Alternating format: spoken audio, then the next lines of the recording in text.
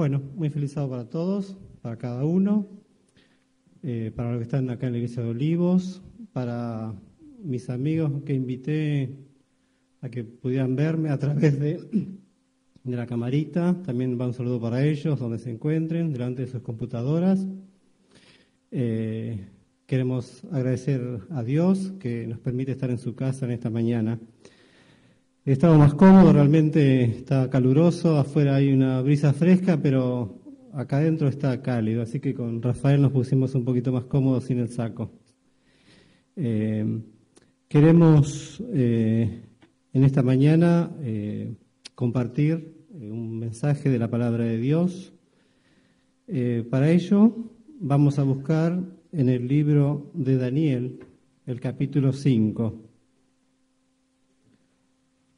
Daniel, el libro de Daniel, el profeta Daniel, describe el paso de Dios, el paso del pueblo de Dios por Babilonia y por Medo-Persia.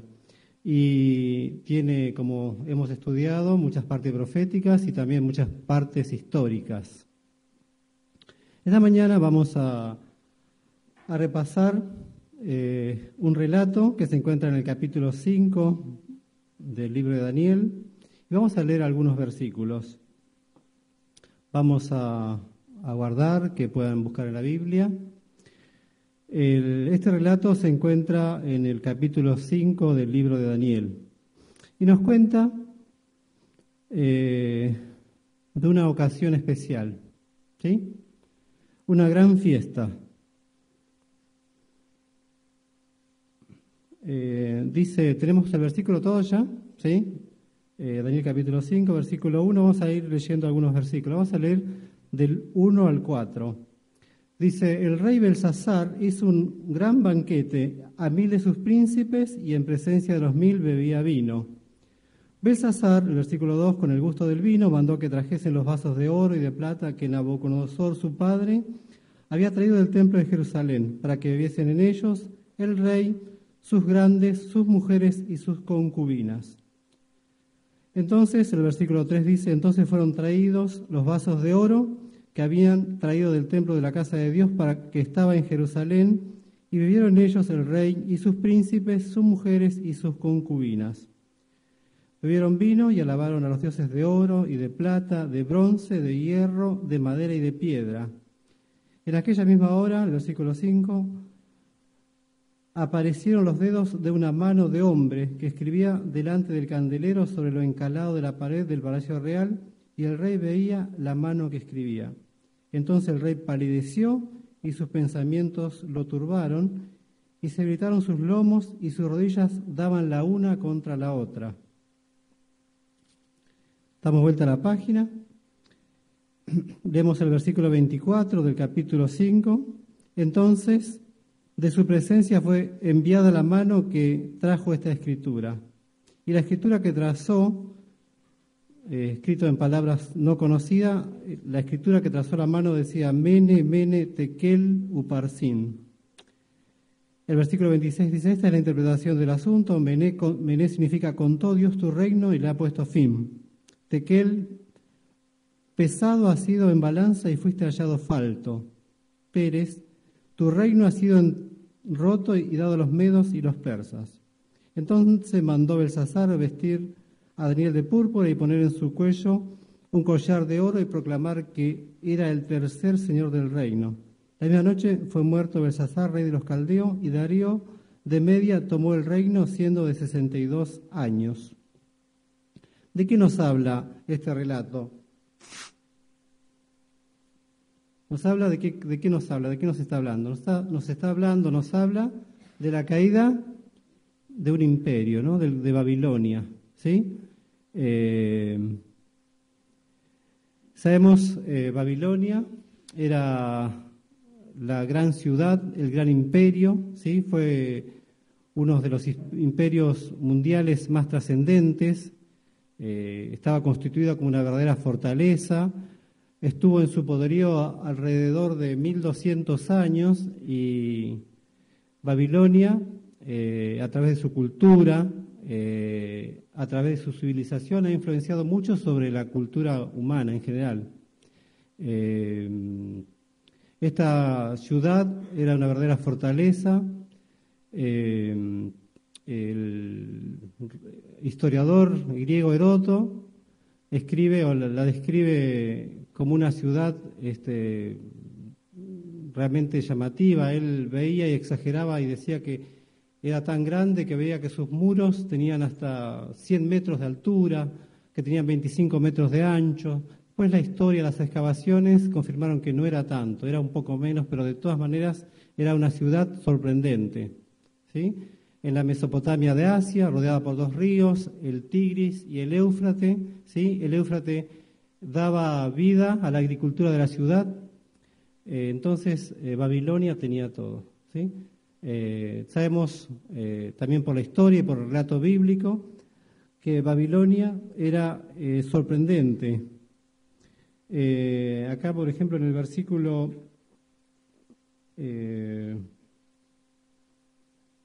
19 del capítulo 5 dice que Babilonia, Dios describe y dice por el profeta Daniel, ¿no? Y por la grandeza que te dio, todos los pueblos, naciones y lenguas temblaban y temían delante de él. ¿Sí? El versículo 18 es más precisamente.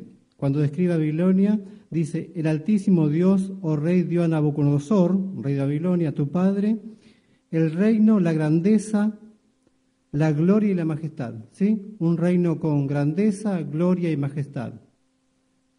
Babilonia era muy, muy llamativa. Allí se encontraban una de las maravillas, de las 7 maravillas del mundo, del pasado, en Babilonia, que eran los jardines colgantes de Babilonia. Esta era una obra también llamativa. Se comenta, a los historiadores dicen que Nabucodonosor, para agradar a su esposa, construyó un jardín en lo alto, artificial. Esto es en el 39 antes de Cristo, estamos hablando, una obra de ingeniería tremenda, que eran jardines elevados, flotantes, que tenían bombas que bombeaban en altura, regando. Realmente era sorprendente. También como fortaleza, excavaciones, han hecho, estaba leyendo, durante muchos años excavaciones, ¿no? 18 años de excavaciones, y han encontrado muchas cosas. Si bien de Babilonia prácticamente no queda nada, está situada al sur de Bagdad, en Irak, ¿sí? Al sur, prácticamente no queda nada. Se han aprovechado los ladrillos de Babilonia para construir otras ciudades. Pero lo sorprendente era que esta ciudad amurallada, que era el centro del imperio, era una ciudad realmente segura. Su seguridad también la daban sus dobles muros. No tenía un muro, tenía doble muro y un sector intermedio para estar seguros y bien protegidos ante cualquier ataque. Pero Babilonia cayó. En una noche, en la oscuridad, acá dice que Darío fue muerto siendo, Belsasar, ¿sí? Rey de Babilonia, fue muerto por Darío, fue asesinado por Darío, siendo Darío de 62 años, y ahí terminó el reino, el imperio babilónico. ¿Cómo fue que los medos persas tomaron Babilonia? Acá nos cuenta que había esta gran fiesta, la mayoría de los babilonios estaban participando de esta fiesta. Darío desvió el curso del Éufrates, desvió parte del caudal, bajó el nivel, entró a través de las tuberías, de la tubería del río, entró secretamente en la ciudad y tomó durante la noche a Babilonia, sorprendiendo a Belsasar, al rey Belsasar y a toda su gente, ¿no? Todo su ejército.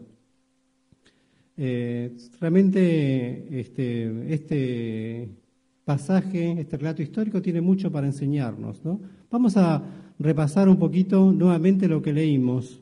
Vamos a leer en el capítulo 5, y vamos a ir deteniéndonos y vamos a ir haciendo comparaciones de aquel reino con situaciones de la actualidad, ¿sí? Con situaciones que también nos afectan a nosotros.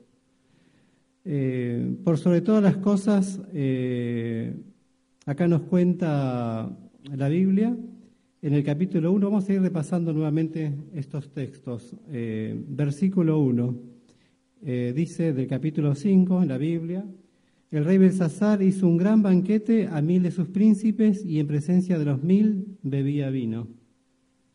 Belsasar con el gusto del vino, o sea, un poquito antes hablamos de lo que era Babilonia, ¿no? Tenía un salón con capacidad para 1000 personas, 1000 invitados, ¿sí? Imaginemos, ¿no?, lo que era simplemente este salón, este edificio, con capacidad para 1000 personas, ¿no? Y acá nos cuenta que Belsasar, el rey Belsasar, en presencia de los 1000 bebía vino. ¿Sí? La Biblia lo dice así, ¿no? Belsasar, con el gusto del vino, mandó que trajesen los vasos de oro y de plata que Nabucodonosor su padre había traído del templo de Jerusalén, para que bebiesen en ellos el rey, sus grandes, sus mujeres y sus concubinas. Entonces, bebía alcohol, bebía vino, la Biblia lo describe así, en presencia de 1000, o sea, sin ningún tipo de reparo. Y luego dice, Belsasar con el gusto del vino, aparentemente el vino ya había hecho su efecto, estaba totalmente alcoholizado, y entonces indica una orden. Mucho vino, mucha comida. Acá uno puede concluir una condición del imperio babilónico en esta fiesta emblemática, ¿no? Mucho vino, mucha comida, ¿sí? ¿De qué nos habla esto? En la condición nuestra, en la condición de los hombres, de intemperancia, ¿no? De intemperancia, ¿no? Un pecado, una falta llamativa, que también nos deja lecciones para nosotros, que nos habla de lo que produce la debilidad o la caída de un imperio, ¿no? Y también, por analogía, por comparación, también puede provocar nuestra caída, nuestro caer también, ¿no? La intemperancia. ¿Cómo se vive la intemperancia en estos días, no? También nos afecta a nosotros. Intemperancia en el descanso. El otro día leí una nota en un diario que decía que el descanso, las horas de sueño se van achicando, ¿no? Cuando en un pasado, cuando nos enseñaban en la escuela, ¿se acuerdan esa torta dividida en 3? Que eran 8 horas de descanso, 8 horas de trabajo, 8 horas de recreación. ¿Sí? Qué mundo perfecto que era, ¿no? Qué mundo perfecto. El tiempo de descanso se va acortando, ¿no? Ahora ya se habla de promedio, como promedio de descanso de las personas de 6 horas, ¿no? 6 horas, ¿sí? La intemperancia, ¿no? 6 horas de descanso, cuando en rigor realmente serán mucho menos, ¿no? 4 horas y media, 5 horas, y eso también afecta nuestra cabecita, ¿no? Nuestro cerebro, la capacidad, como dicen los médicos, de la regeneración de células. El descanso se está acortando, ¿no?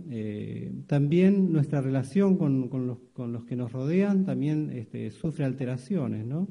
Cuando uno está cansado, cuando está con sueño, realmente viene también la irritación, viene la mala disposición, ¿sí? También viene el envejecimiento, ¿sí? Y por sobre todas las cosas, también la relación con Dios también es diferente, ¿no? Dios se comunica a través de nuestra mente, de nuestro intelecto, y si nuestro intelecto está agotado, cansado, también nuestra capacidad de relacionarnos con Él disminuye. ¿Sí? Ni hablar del extremo que era Belsasar, ¿no? Comer hasta no dar más, beber hasta sin límites, ¿sí? Entonces, una falla, un pecado, ¿sí? Una debilidad, y más que debilidad, un pecado de los babilonios era la intemperancia, ¿sí? En aquel pasado. Este es el primer pecado que uno concluye que ocurría en el reino de Nabucodonosor y de su hijo Belsasar. Luego el versículo 2, seguimos leyendo, dice lo que leíamos recién: Belsasar, con el gusto del vino, mandó que trajesen los vasos de oro y de plata que Nabucodonosor su padre había traído del templo de Jerusalén para que viviesen en ellos el rey y sus grandes, sus mujeres y sus concubinas. ¿Qué hizo con el gusto del vino Belsasar? Mandó que trajesen los vasos de oro y de plata que Nabucodonosor su padre, en sus expediciones, en sus saqueos, habían traído del templo de Jerusalén, ¿no? Del templo sagrado de los judíos de Jerusalén. ¿Sabían de dónde lo habían sacado? Eran para uso sagrado, ¿sí? ¿Para darle qué uso? Uso profano, ¿no? Uso profano, ¿no? Sacó los vasos que estaban guardados, que estaban perfectamente guardados. Se le ocurrió al rey en su borrachera, en su poca lucidez, y dijo: traigan lo santo para darle uso profano, para beber vino, ¿no? Para beber vino, para compartir con el grupo que allí lo acompañaba. Lo sagrado para uso santo. Lo sagrado para uso santo. ¿Esto de qué nos habla? Esta es otra característica, otro pecado, otra debilidad que tenía Babilonia, ¿sí? Irrespetuosidad por las cosas sagradas, ¿no? Irrespetuosidad por las cosas sagradas. Babilonia no tenía respetuosidad, no tenía respeto, no tenía reverencia por las cosas que pertenecían a Dios, ¿sí? Entonces, a lo sagrado le dio uso profano. Irrespetuosidad por las cosas sagradas. ¿Cómo nos va a nosotros con esta situación? ¿Sí? Tenemos cosas sagradas, nosotros nos rodean cosas sagradas. La Biblia nos enseña de cosas sagradas. ¿Qué puede ser sagrado? Por ejemplo, ¿qué es sagrado? El sábado, ¿no? El sábado es un elemento sagrado, ¿no? Es un mandamiento sagrado, ¿no? Hoy cuando venía, bajé y iba a entrar, me sentía, contento, ¿no? En paz. No traía en mi cabeza las preocupaciones de la semana, ¿no? El trabajo, lo económico, porque en este día no hay que preocuparse por esas cosas, ¿no? Dios se encarga de sostenernos, ¿sí? El mandamiento dice: 6 días trabajarás, el Éxodo capítulo 20, versículo 8, y harás toda tu obra, mas el 7º día es reposo para Jehová tu Dios, ¿sí? Incluso Jesús mismo, en Lucas, en el libro de Lucas, capítulo 16, decía que Jesucristo, vamos a buscar este texto, Lucas, capítulo 4, versículo 16.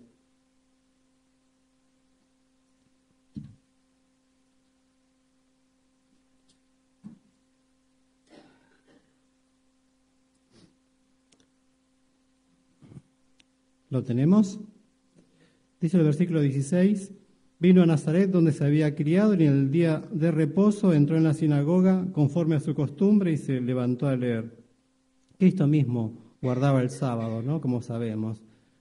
¿Sí? Qué mejor ejemplo, ¿no? Vino a Nazaret, donde se había criado, y conforme a su costumbre, en el día de reposo entró en la iglesia, entró en la sinagoga, ¿no? Cristo iba a los sábados a la iglesia, ¿no? Conforme a su costumbre, ¿no? Para guardar el sábado que él mismo había creado, ¿no?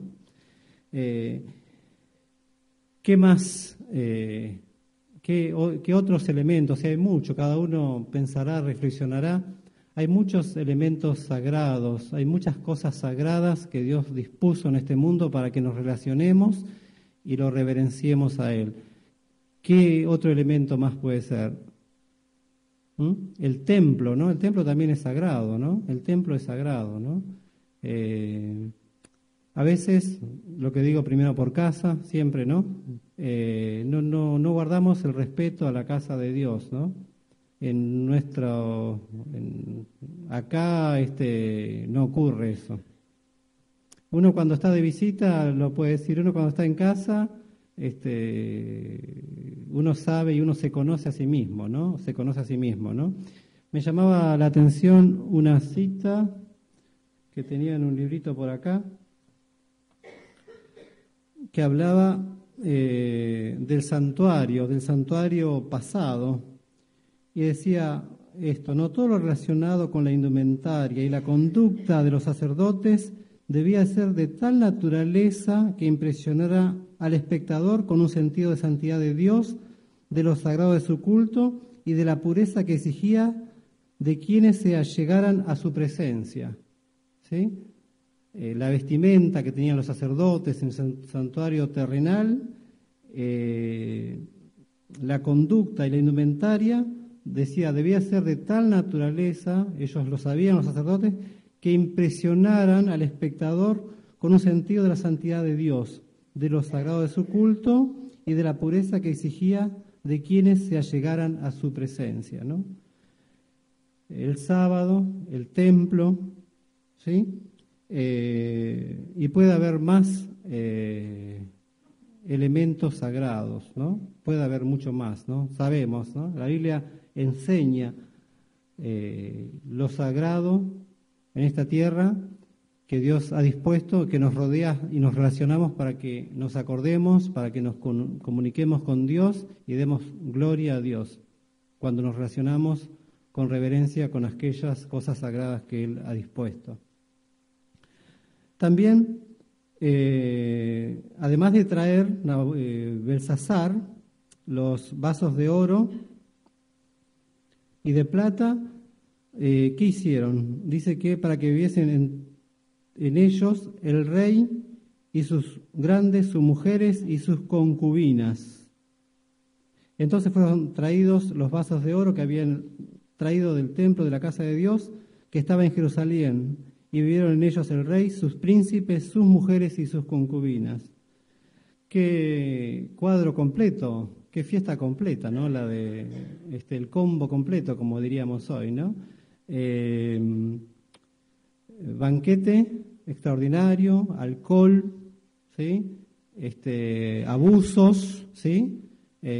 Profanación, además inmoralidad también, ¿no? La historia nos cuenta que era común que en esta fiesta hubiera, se extralimitaba, ¿no? Y había inmoralidad, había orgías en estas fiestas también, ¿no? El cuadro completo, ¿no? Inmoralidad, ¿no? Inmoralidad también, ¿no? En Babilonia, ¿no? También inmoralidad. Y llamativamente también la inmoralidad es un elemento común en nuestros días, ¿no? Está cerca nuestro, nos rodea, está en la casa, está en los medios de comunicación, nos enseñan a veces, a veces uno identifica al televisor, ¿no? Que de pronto ante la familia no tiene inconvenientes en cualquier imagen, cualquier expresión, ¿sí? Sin permiso. A nuestros hijos da clases de horas aprendiendo delante del televisor, ¿no? Del televisor y de tantos otros medios de comunicación, ¿no? En casa, la inmoralidad que nos rodea. Nuestro verdadero cristianismo se vive, dice el dicho, en la multitud o en la soledad. En la soledad, ¿no? En la soledad, ¿sí? En la soledad. ¿Qué hacemos en la soledad, no? ¿Qué hacemos cuando nadie nos mira? ¿Qué hacemos cuando nadie nos ve? Cuando las miradas no están sobre nosotros, ¿no? Mientras estamos en público, mientras nos observan, hacemos buenas acciones, nos cuidamos, en la iglesia somos espectaculares, ¿no? Reglas de moral, pero cuando estamos solos, cuando nadie nos ve, a veces no ocurre esto, ¿no? Inmoralidad, mal de nuestro tiempo, intervinieron también para provocar la caída de un imperio. Dice, seguimos leyendo porque aquí no termina, dice el versículo 4, bebieron vino y alabaron a los dioses de oro y de plata, de bronce, de hierro, de madera y de piedra. ¿Sí? ¿Qué más había? Idolatría, ¿no? Estaba leyendo cuando estaba considerando este tema, hablaba de Babilonia, ¿no? Babilonia se consideraba el ombligo del mundo. Allí estaba el gran templo al dios Marduk, ¿sí? Y convocaba a extranjeros, a visitantes, y era un atractivo de Babilonia. Pero a su vez, en las excavaciones se cuenta que en Babilonia había 53 templos importantes. 53 templos importantes a distintos dioses. 955 pequeños santuarios. 384 altares callejeros, ¿no? Esto era la religión de Babilonia. Babilonia tenía no se sabe con precisión, pero entre 10.000 y 60.000 habitantes, ¿sí? Y no era tan grande la ciudad, la fortaleza, ¿sí? Pero sorprende la cantidad de deidades que había, ¿no? Alabaron a dioses de oro, de plata, de bronce, de hierro, de madera, y podemos seguir describiendo materiales, ¿no? Idolatría, ¿sí? Pecado que Dios condenó. Y más adelante Daniel hace énfasis de esta situación y de estos pecados, ¿no? Y le dice a Belsasar, por esto vino tu caída, por esto vino tu caída. Dios no se desentiende de la historia de la vida de las personas. Dios está atento. Uno cuando ve dramas, cuando ve situaciones que por ahí uno no entiende, y las personas que pasan las situaciones, también nos pasan a nosotros, echan su culpa a Dios, ¿sí? Se duda del carácter de Dios, ¿no? ¿Dónde estaba Dios? Si es amor, ¿por qué no impidió? ¿Sí? Si Dios es amor, ¿por qué no permitió? Pero notamos que Dios no se entiende de los asuntos de esta tierra, no se desentiende de la injusticia, ¿no? Sino que actuó en Babilonia, ¿no? Cuando Babilonia era una escuela de oscuridad y de tentación. Bebieron vino y alabaron a los dioses de oro y de plata, de bronce, de hierro y de madera. ¿Existe idolatría en nuestros días? ¿Existe idolatría en la iglesia? ¿Existen imágenes, escultura a quienes o ante quienes nos arrodillamos? Pocas, o no existen, ¿no? Pero sí existe otro tipo de idolatría. ¿Qué es idolatría? ¿Qué es un ídolo? ¿Cómo? Lo que ocupa el primer lugar en nuestra vida, ¿no? Todo lo que se interpone entre nosotros y Dios. Leía el libro El Camino a Cristo y dejen ubicar mis machetes. A ver, está por acá, un segundo. Dice Elena de White, para muchos el ídolo, uno de los ídolos es el dinero y lo que pueden hacer con él, ¿sí? Pienso en dinero, a ver, no solamente guardar, sino todo lo que puedo hacer con él, ¿no? O sea, todo lo que puedo hacer con él. Para satisfacer lo egoísta, ¿no? Nuestra parte egoísta, quizás, ¿no? Dinero y todo lo que puedo hacer con él. Si tuviera dinero, si me ganara, todo lo que haría, ¿no? Terminarían todos mis problemas, ¿no? El ídolo del dinero y la lucha detrás del dinero, ¿no? O sea, todo lo que pueda acarrear, buscar dinero. Elena de White también dice que otro de los ídolos es la reputación y los honores del mundo. Reputación y honores del mundo. ¿Sí? Otro ídolo, ¿no? Otro ídolo, ¿no? Que se coloca delante de Dios, ¿no? ¿Cómo me ven?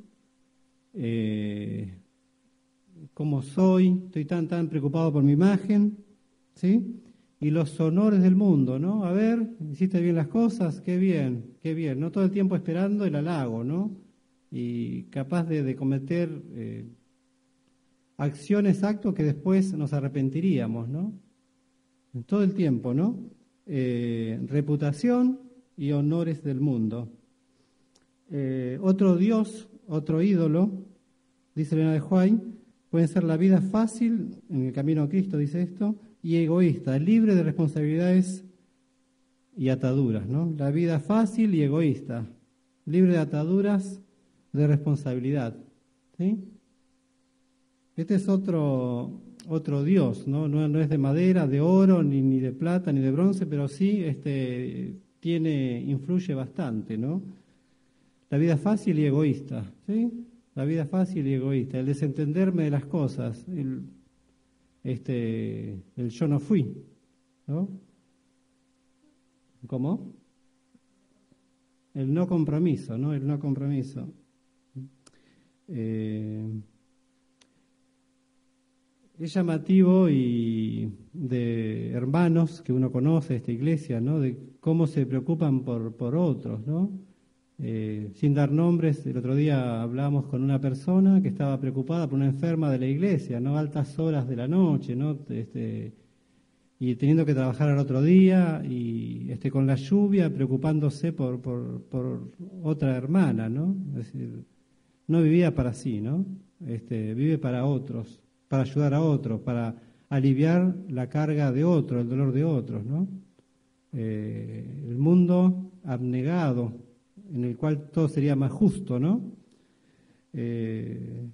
Libre, o sea, poder quedar distante de esta vida fácil y egoísta, ¿no? Puede ser otro ídolo en nuestra vida, ¿no? Realmente mucho que aprender de Babilonia, ¿no? La fiesta de Belsasar cambió repentinamente. En un momento se puso, dice entonces el rey palideció y sus pensamientos se turbaron y se debilitaron sus lomos y sus rodillas daban la una contra la otra, ¿no? Lo que era una fiesta, lo que era placer, lo que era extravíos, se tornó en juicio, en dar cuentas, en presentarse y delante de Dios, ¿no? Para justificar lo que estaba haciendo, que seguramente y que era injustificable, ¿no? Estos pecados, estas debilidades provocaron la caída de un imperio, según el libro de Daniel, ¿sí? Dios se compromete con sus hijos, no se aísla de las acciones humanas y toma parte, ¿sí? Esa misma noche terminó, en esa fiesta, terminó el reino de Belsasar, invadió el ejército de los persas en la oscuridad de la noche, con la complicidad aún de soldados babilónicos, cayó Babilonia, ¿no? Cayó Babilonia. Y realmente estos pecados provocaron la caída de este imperio y también pueden provocar nuestra caída, ¿sí? Lentamente, ¿no? Lentamente, en forma paulatina, en cuotas, también pueden provocar nuestra caída. ¿Qué nos lleva a protegernos? ¿Qué nos lleva a estar atentos de estas situaciones, ¿no? Cuento una ilustración. La noche pasada, como todos, después de la gran lluvia que fue el martes, que llovió el martes a la mañana, o miércoles de forma intensa, en nuestra zona dejó a muchos sin luz, ¿sí? A mí fue al mediodía, me enteré por teléfono que en casa no había luz. Pensé que era una situación momentánea. Cuando vuelvo alrededor de las 18, 6 de la tarde, 7 de la tarde, vi que la cosa era más grave, no había luz. Es más, a medida que avanzaba hacia mi casa veía los postes en distintas posiciones, no verticales exactamente, hacia un lado, hacia el otro, muchas ramas caídas, muchas zonas ya poniendo oscuras, ¿no? Ahí me di cuenta que la situación se iba a prolongar un poquito más y comencé a entender a las personas que están sin luz ahora, ¿no? Por la ola de calor, todo lo que sienten, lo que sufren. Y a medida que cae la noche, era un sector muy importante donde no había luz. Y realmente la oscuridad es llamativa, ¿no? Invade todo, ¿no? La oscuridad invade todo. Como beneficio podía salir al patio y ver el cielo estrellado, muy común en la zona donde no hay luz, ¿no? Pero la luz de las velas, las linternitas que había en casa no alcanzaban. Los chicos comenzaron a inquietarse por la oscuridad, que no están acostumbrados, ¿no? Durante la noche. Finalmente, que fui sorprendido, alrededor de las 23:30 vino la luz en el barrio, ¿no? Y ahí ya estábamos acostados, pero se iluminó todo porque la casa había quedado con las luces encendidas, ¿no? Qué buena es la luz, ¿no? Qué buena es la luz, ¿no? Uno no la considera, no le da el valor que tiene, pero cómo cambia la vida cuando hay luz, ¿no?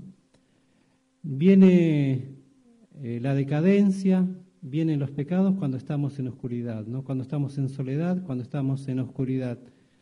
La Biblia nos habla de la verdadera luz. Vamos a buscar en el libro de Juan, Primera de Juan, versículo 1, Primera de Juan, capítulo 1, versículo 5.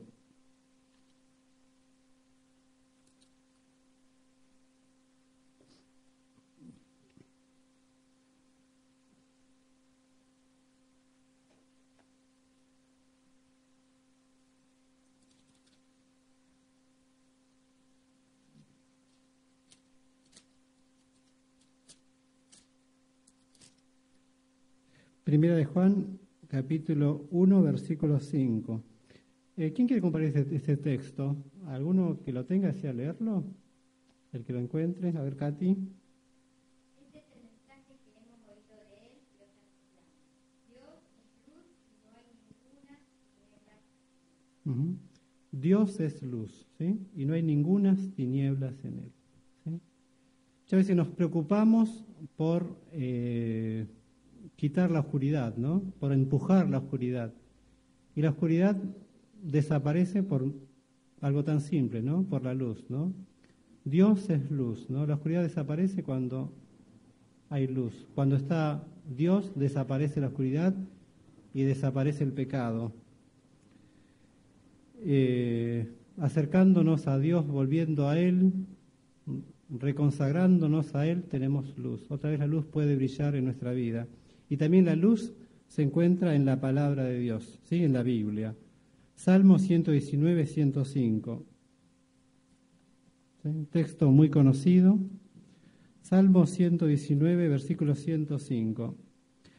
Vamos a pedir nuevamente que alguien comparte este texto con nosotros. 119, 105. ¿Quién tiene este texto? Un voluntario. Estoy dispuesto a guardar un minuto. A ver, Lámpara es a mis pies tu palabra y lumbrera a mi camino. Lámpara es a mis pies tu palabra y lumbrera a mi camino.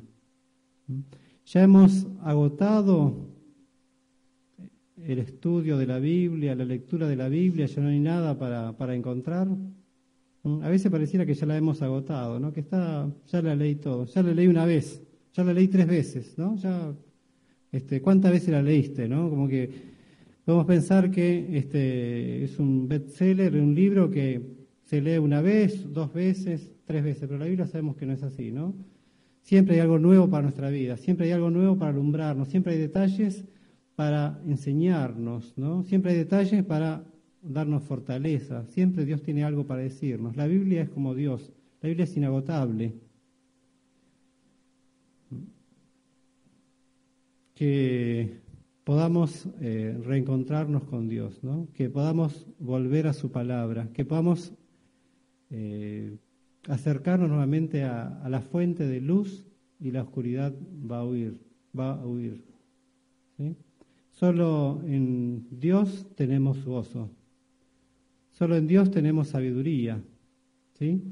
Es interesante cuando uno despierta, ¿no?, a la mañana y seguramente por nuestra cabeza pasan muchos pensamientos, ¿no?, del día, de preocupaciones, de cosas que no se resolvieron. Pero lo bueno es poner a Dios en primer lugar, relacionarnos con Él, consagrarnos a Él y pedirle fuerzas a Él para superar el día, para desarrollarnos y relacionarnos durante el día, ¿no?, a resolver enigmas durante el día. Que Dios nos ayude para que nos acerquemos a la fuente de luz, que volvamos a su palabra. Primero, este consejo por casa, ¿no? Por casa, este consejo primero, para que estos pozos que están colocados delante de nosotros, que se resumen ahora como irrespetuosidad por las cosas sagradas, idolatría, inmoralidad e idolatría, si lo repetí,